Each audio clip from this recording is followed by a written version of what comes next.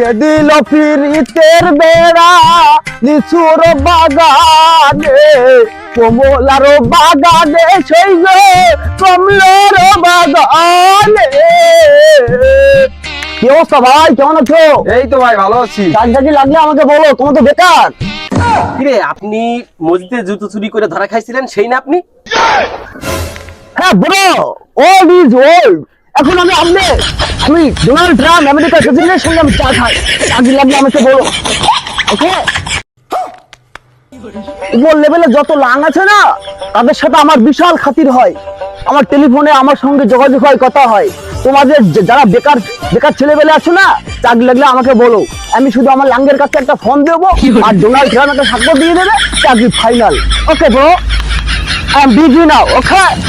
দিল পিরিতের বেড়া লিচুর বাগানে,